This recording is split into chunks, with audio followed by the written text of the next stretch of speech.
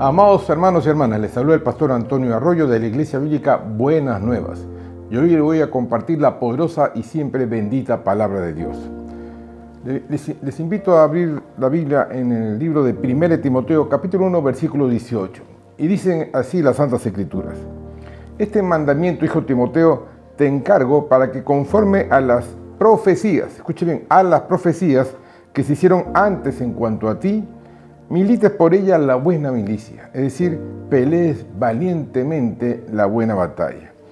Hoy continuaremos con esta serie titulada Espiritualidad Cuántica, quinta parte. Y vamos a tratar el tema, el proceso del cumplimiento profético. Como vimos anteriormente, el rey Saúl fue desechado por Dios por su falta de obediencia y sinceridad. Por lo cual, Dios envió al profeta Samuel a Belén, a la casa de un hombre llamado Isaí, descendiente de Boz y Ruth, ¿no? Y allí ungió a un muchacho llamado David, que era el menor de 8 hermanos, pastor de ovejas, ante el asombro de todos ellos. Tal como dice la Biblia en 1 Samuel, capítulo 16, versículo 13, dice: Samuel tomó el cuerno del aceite. Hemos explicado esto en la sesión anterior, donde Saúl fue ungido con una redoma, una vasija de aceite, pero en este caso David va a ser ungido con el cuerno del aceite y lo ungió en medio de sus hermanos, y desde aquel día en adelante el Espíritu de Jehová vino sobre David. Se levantó luego Samuel y se volvió a Ramá. Debemos aprender lo siguiente: cuando recibimos una palabra profética de parte de Dios, eso cambiará nuestra situación actual y sobre todo nuestra situación futura. Y tenga presente lo siguiente: pase lo que pase, ocurra lo que ocurra, la palabra de Dios se cumplirá indefectiblemente, porque la unción que recibimos tiene un código cuántico. ¿Y por qué cuántico? Porque no podemos verlo. Y ese código dice que somos más que vencedores. Samuel ungió a David, un muchacho que tendría entre 12 a 15 años, y para que sea el nuevo rey de Israel. Pero como es una palabra profética, no era para el presente, sino para el futuro. Y es que Dios nos muestra el capítulo final, pero no nos muestra todo el proceso que conlleva hacia ese final. Es aquí donde muchos no entienden este proceso, y porque en todo ese tramo pasamos de todo: pruebas, luchas, enfermedades, persecuciones, traiciones, pero también pasan cosas buenas. Pero en todo este proceso Dios no nos abandona. Pasamos por el tiempo cronos, el tiempo cronológico, el tiempo del calendario, hasta que llegue el tiempo kairos, el tiempo del cumplimiento profético. Unos lo llaman el momentum, no preciso de Dios. Y es que el Señor, dice la Biblia, que no conoce solamente la apariencia externa, sino que Él ve el corazón del hombre. Él conoce al hombre interior. Y como buen alfarero, hermanos, Él va a pulir nuestra vasija. ¿Para qué? Para que alcancemos la madurez, el carácter, la fortaleza necesaria para que en el momento kairos de Dios estemos completos en Él y que se pueda cumplir su propósito divino. Tal como dice el libro de Jeremías, capítulo 18, versículo 6. Dice: ¿No podré yo hacer de vosotros como este alfarero, oh casa de Israel? Dice Jehová. He aquí, como el barro en mano del alfarero. Escuche bien: así como el barro en mano del alfarero, así sois vosotros en mi mano, oh casa de Israel. En todo este proceso solo nos queda confiar, creer y obedecer, que se va a cumplir la palabra de Dios. Pase lo que pase, hermanos, sintamos lo que sintamos, veamos lo que veamos, escuchemos lo que escuchemos. Aquí es muy importante tener una fe cuántica y mantenerse en obediencia, porque el maligno va a intentar de todas las maneras detener este proceso, romper ese proceso. En el libro de Santiago, capítulo 2, versículos 17 al 20, dice: así también la fe, si no tiene obras, es muerta en sí misma. Pero alguno dirá: tú tienes fe, sí, pero yo tengo obras. Muéstrame tu fe sin tus obras, y yo te mostraré mi fe por mis obras. ¿Tú crees que Dios es uno? Bien haces. También dice, miren lo que dice la Biblia: también los demonios creen y tiemblan. Mas quieres saber, hombre vano, que la fe sin obras es muerta. Debemos entender el apóstol Santiago nos está revelando que los demonios también creen y hasta tiemblan, pero no les sirve de nada porque ellos, hermanos, no confían ni obedecen la palabra de Dios. Y así también ocurre con aquellos que no toman en serio la palabra profética que les dada, ¿no? Y trastocan el plan de Dios. ¿Se imagina usted qué hubiese pasado con José el soñador si él hubiese accedido a acostarse con la mujer de Potifar? Lo más probable es que Dios tendría que haber buscado un reemplazo, ¿no? Tal como hizo con el rey Saúl. Mas ¿qué hizo José? Él confió, creyó y obedeció a Dios. Y sin importarle ir a la cárcel y padecer por cuidar su santidad, al final, hermanos, se cumplió la palabra profética sobre su vida. Y es porque él se mantuvo fiel hasta el final. En el libro de 2 Corintios, capítulo 4, 17 al 18, dice, según la versión Palabra de Dios para Todos: nuestros sufrimientos son pasajeros y pequeños. ¿En comparación con qué? Con la gloria eterna y grandiosa a la que ellas nos conducen. Escuche bien, a nosotros no nos interesa lo que se puede ver, sino lo que no se puede ver, es decir, lo cuántico, lo invisible ante nuestros ojos.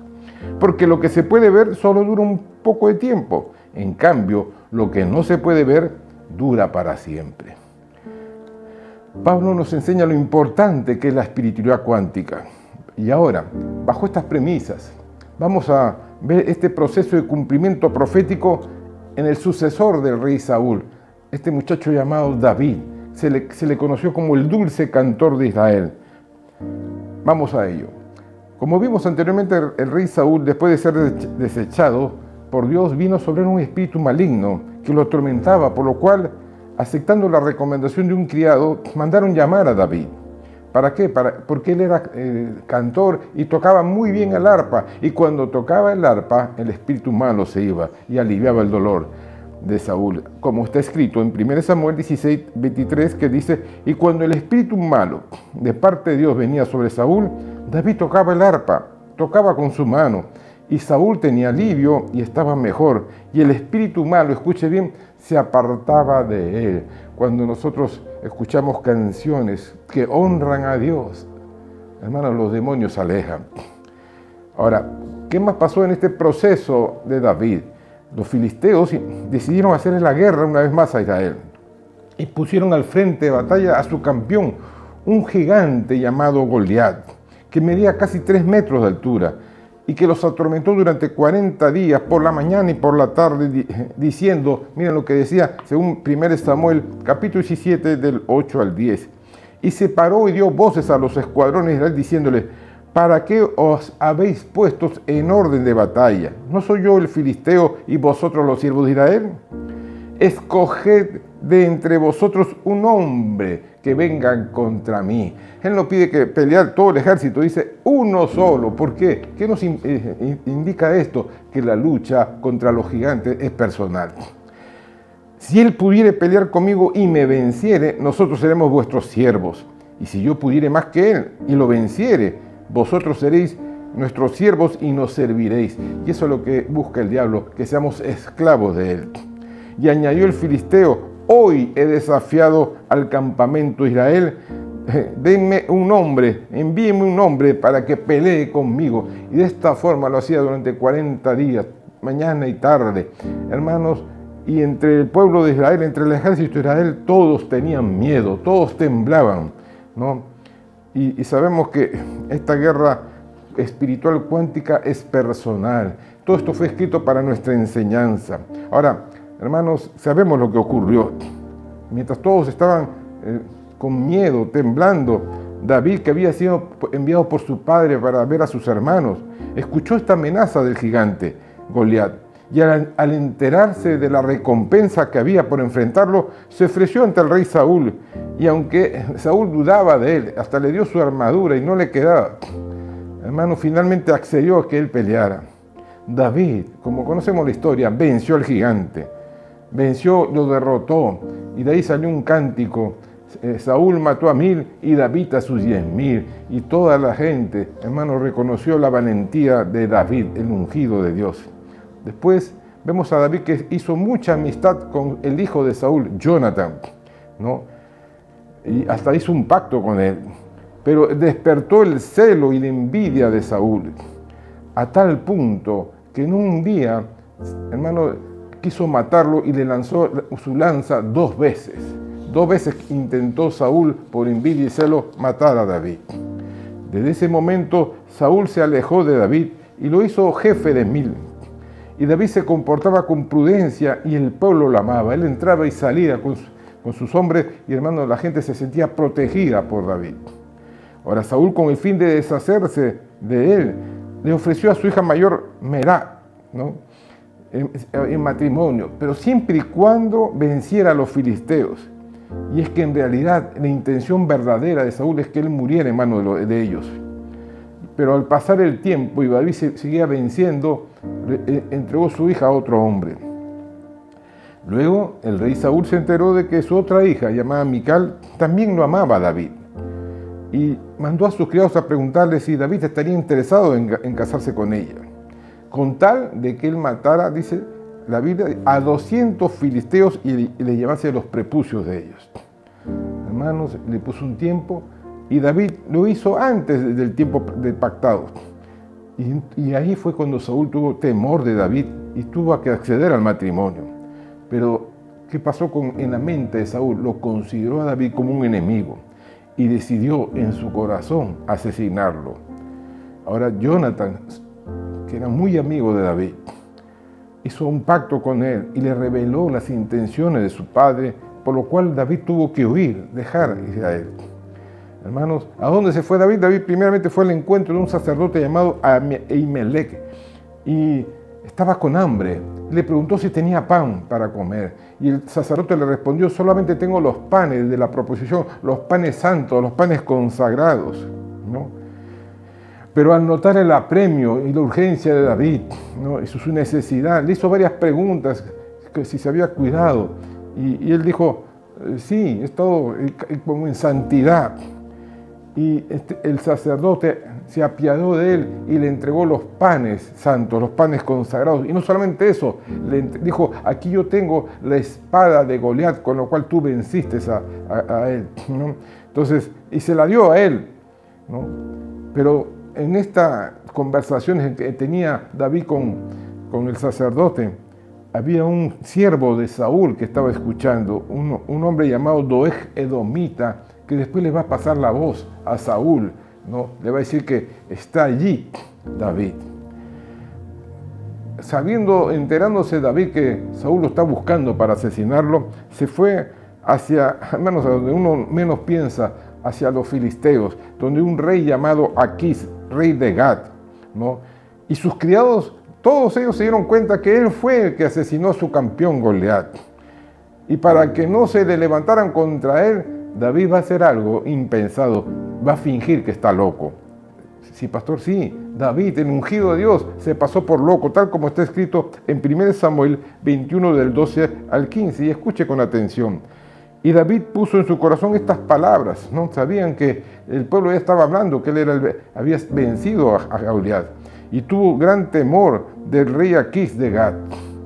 Y cambió su manera de comportarse delante de ellos, y se fingió un loco entre ellos. Escribía en las puertas, ¿no?, en las portadas de las puertas, dejaba correr la saliva por su barba. Y dijo Aquís a sus siervos, el rey Aquís dijo lo siguiente: he aquí que este hombre es un demente. ¿Por qué me lo habéis traído aquí? ¿Acaso me faltan locos para que habéis traído a este que hiciese de loco delante de mí? ¿Había de entrar este hombre demente en mi casa? Hermanos, bendito sea Dios.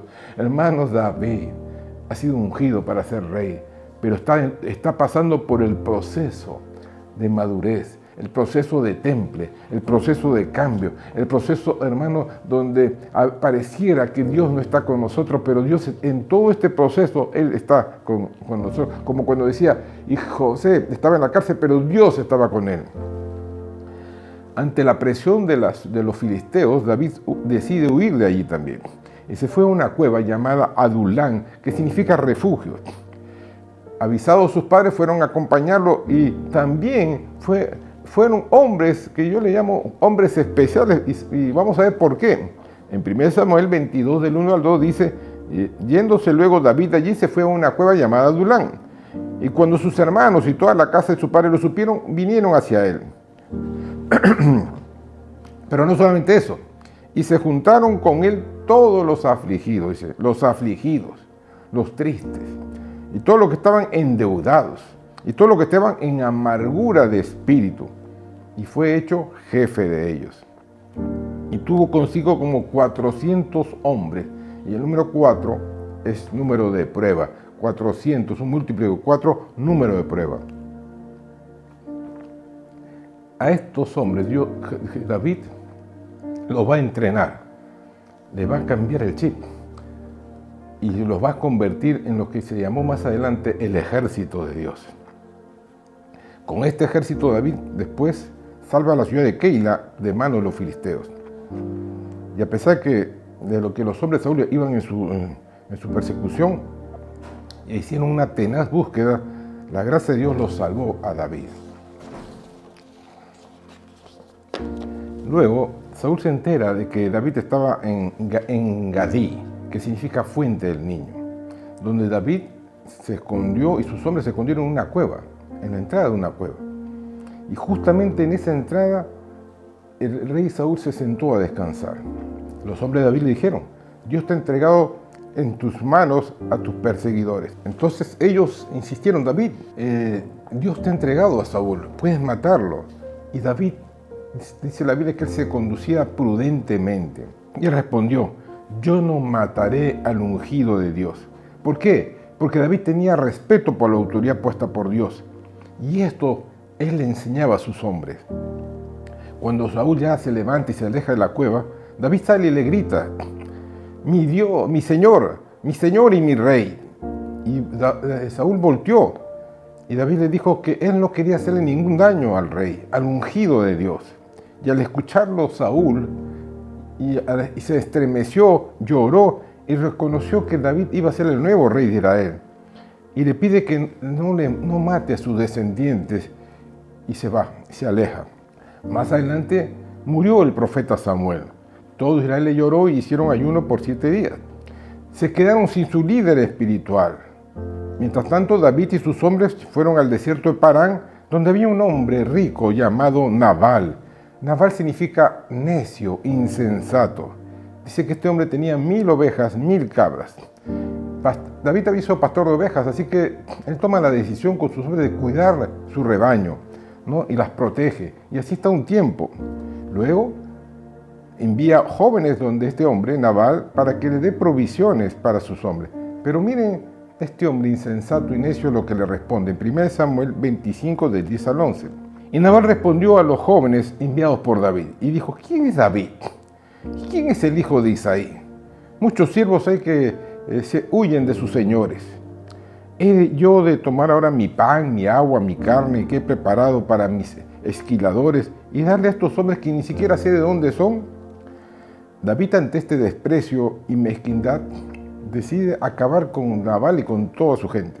Mas los criados de Nabal le avisaron a su mujer Abigail y ella se apresuró y llevó víveres y provisiones a David y después David le agradeció y desistió de hacerle daño. David, ante la súplica de la mujer de Nabal, Abigail, decide ya no hacerle más daño.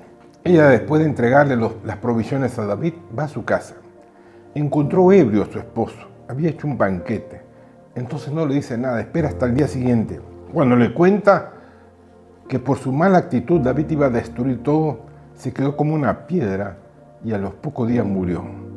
Cuando David se entera de la muerte de este hombre, le propone a Abigail tomarla como mujer. Y hermanos, ella acepta, ¿no? Mientras tanto, el rey Saúl había entregado a la mujer de David, Mical, a otro hombre. Y es que Saúl no tenía palabra.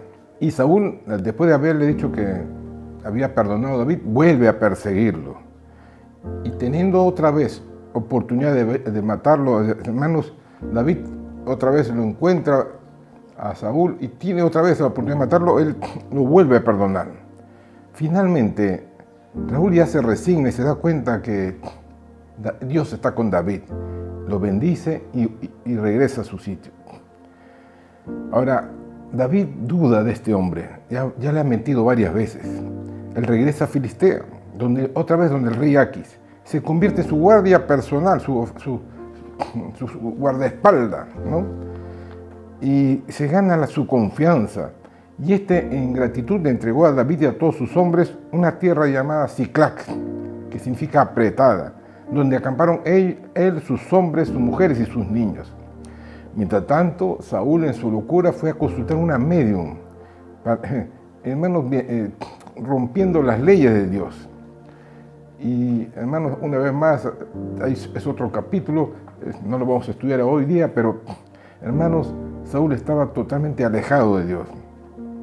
Mientras tanto, David vuelve a dejar a Aquis porque los filisteos seguían reclamándole que él no era de ellos, no era filisteo, sino siervo de Dios, siervo de Israel. Y ellos mantenían guerra contra Israel. Y es que el proceso del cumplimiento profético continúa. Hermanos, en este lapso, desde que fue ungido, vas pasando por todo este proceso.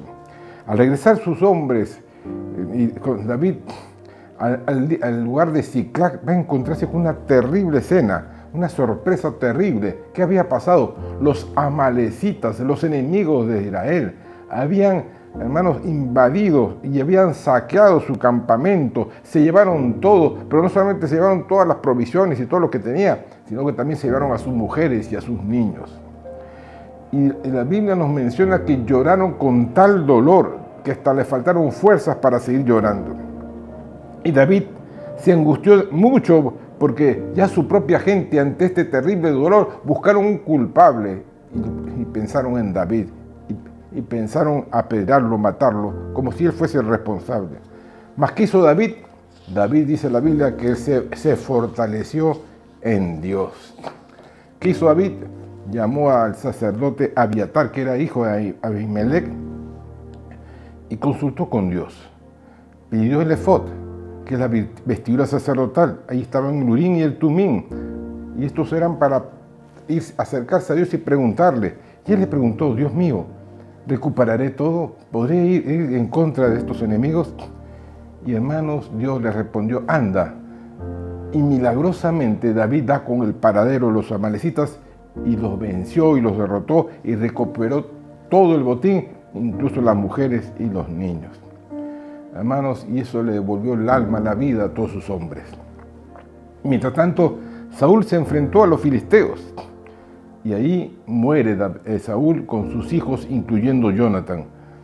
Y hermanos, muere y todos hacen ayuno por el rey. David entonces es ungido por el rey de Judá y después de varias peripecias también es ungido como el nuevo rey de todo Israel. Hermanos, qué tremendo. Es allí recién cuando David se convierte en rey. Y es ahí cuando recién se da el cumplimiento profético de la palabra de Dios. David dice en la Biblia que ya tenía, cuando llegó a ser ungido como rey, 30 años. Y es que por la fe y la paciencia se heredan las promesas. Debemos entender que cuando recibimos una palabra profética de Dios, esta no se va a dar en el instante, sino se va a dar en el futuro. Y el tiempo lo pone Dios, no el hombre. David tuvo que pasar por una serie de pruebas y luchas, pero cuando él gobernó, el reino de Israel entró en paz porque él venció a todos sus enemigos. Lo que sigue después ya son otras cosas que ocurrieron en la vida de David. Pero la Biblia siempre dice que David tenía un corazón conforme al de Dios. Porque a pesar de hasta los errores que cometió, nunca fue infiel al Señor. Al entender esto, tal vez tú has recibido una palabra profética. Tal vez tú has escuchado que Dios te quiere bendecido, te quiere bendecida. Te ha dicho que vas a salir de tu enfermedad o vas a salir de tu problemas financieros. Y dices, ¿hasta cuándo se cumplirá todo esto? Lo único que te puedo decir en este momento es que Dios está actuando sobre ti. Y va a llegar el día, el tiempo Kairos, en que esto ha de cumplirse. Te invito a hacer una oración conmigo en este momento. Así que inclina tu rostro, cierra tus ojos y vamos a agradecer a Dios porque nos está demostrando que así como José, desde que tuvo ese sueño hasta que fue primer ministro de Egipto, pasó un tiempo también. Hermanos míos, Dios no miente. Dios va a cumplir su promesa. Oremos delante de Dios.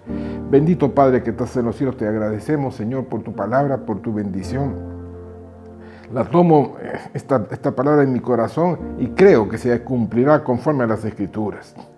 Te pido perdón por mis pecados, por mis dudas, por mi incredulidad. Creo que Jesucristo es el Hijo del Dios viviente, que vino a este mundo y predicó el Evangelio de Cristo, el Evangelio de la paz, que murió y derramó su sangre para borrar mis pecados, pero resucitó entre los muertos y vive para siempre. Hoy confieso a Jesús como mi Señor y Salvador. Estoy lleno de tu Espíritu Santo, mi nombre es inscrito en el libro de la vida. Gracias, Dios mío. Y confieso por fe que esta profecía, la profecía que se dio en mi vida, se cumplirá sí o sí en el nombre de Jesús. Amén y amén. Quiero terminar con este pasaje que está en 2 Crónicas 20:20, que dice: creed en Jehová vuestro Dios y estaréis seguros. Cree en Dios y vas a estar seguro. Pero miren lo que dice después: creed a sus profetas y seréis prosperados. Creed a sus mensajeros y van a ser muy bendecidos. Una vez más les invito a compartir este mensaje en nuestras plataformas de YouTube, de Facebook. Comente estos mensajes y apoye económicamente nuestro ministerio para seguir anunciando las buenas nuevas de Jesús. Dios los bendiga ricamente. Bendecidos.